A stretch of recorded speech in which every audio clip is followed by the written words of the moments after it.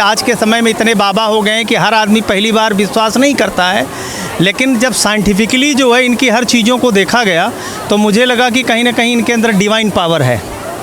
और वो divine power जो है वो बजरंगबली की जो है तपस्या, इन्होंने जो कठिन तपस्या की है, ऐसा कहा जाता है कि इन्होंने एक पाँव पे खड़े होकर 1.25 लाख हनुमान चालीसा का पाठ किया था, तब इनको सिद्धि मिली थी। तो मुझे लगता है कि डिवाइन पावर है जी। डिवाइन पावर की अगर आप बात करना चाहूँ तो जो सुहानी हैं जिन्होंने बाबा को चैलेंज किया था, जैसे चमत्कार बाबा दिखाते हैं वो वैसे चमत्कार उसने भी दिखाए थे, तो इसमें डिवाइन पावर की बात तो कहीं रह नहीं जाती।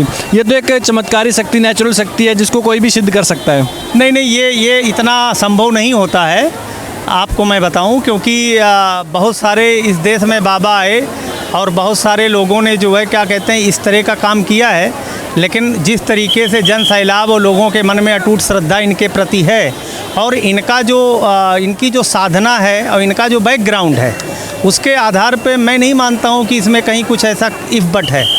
और पूर्ण श्रद्धा है पूरे देश का, और चूँकि ये देश के लिए कार्य कर रहे हैं। अभी बाकी जो बाबा हैं वो 20-20, 25-25 लाख रुपए लेते हैं कथा करने का, कोई आम आदमी कथा नहीं कर सकता है, लेकिन ये तो निस्वार्थ भाव से राम राज्य के लिए और हिंदू राष्ट्र के लिए समर्पित होकर के कार्य कर रहे हैं। और इसके लिए मैं समझता हूँ पूरे देश को, पूरे हिंदुस्तान को इनके आदर्शों पे चलना चाहिए और इनकी बातों को मानना चाहिए। हिंदू राष्ट्र की आपने बात करी, तो हिंदू राष्ट्र की क्या परिभाषा है? हिंदू राष्ट्र में क्या देश में केवल हिंदू रहें? हिंदू नहीं, हिंदू राष्ट्र की परिभाषा ये होती है कि वो देश कानून के तहत चले, कानून की नज़र में सभी बराबर हों, धार्मिक आधार पे किसी का भेदभाव ना हो, यही हिंदू राष्ट्र की परिभाषा है।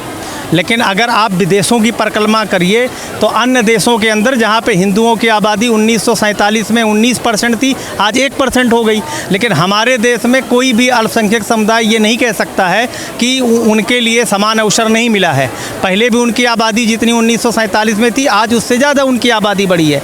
तो लेकिन ये है कि अगर मान लीजिए कि कहीं पर हिंदू समाज कम संख्या में है, जैसे कश्मीर के अंदर हुआ, 5 लाख जो है हिंदुओं को मार के भगा दिया गया, बहन बेटियों की इज्जत लूट ली गई।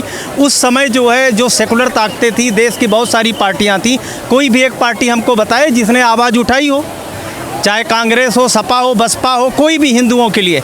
कश्मीर के अंदर जो हुआ, आज बंगाल के अंदर चले जाइए, वहाँ मुर्शिदाबाद और बाकी 2-3 जिलों के अंदर क्या है, आप बताइए ना। और हमको एक भी ऐसा उदाहरण हिंदुस्तान के अंदर बताइए जहां हिंदुओं की वजह से किसी दूसरे धार्मिक जो है धर्म के मानने वाले लोगों का कहीं पर पलायन हुआ हो, एक भी उदाहरण बता दीजिए। आप कश्मीर चले गए, हाँ, बंगाल भी चले गए, बिल्कुल, लेकिन मणिपुर क्यों नहीं गए? नहीं, मणिपुर एक देखिए ऐसा है कि वहाँ पे वो व्यवस्था का प्रश्न है, वहाँ पे कोई धार्मिक बात नहीं है, वहाँ पे लोगों को मिसगाइड किया गया। आप समझ रहे हैं बात को। जब भी मान लीजिए कि किसी एक समुदाय को अगर कोई दर्जा दिया जाता है तो दूसरे समुदाय को ये मैसेज दिया गया कि वो तुम्हारे अधिकारों का हनन किया जा रहा, जबकि ऐसा नहीं है। केंद्र सरकार जो है, आदरणीय मोदी जी जब से आए इस देश के अंदर 10 सालों के अंदर, मैं समझता हूँ कि उन्होंने धर्म के आधार पे, जात के आधार पे, समाज के आधार पे, क्षेत्र के आधार पे कोई भेदभाव नहीं किया।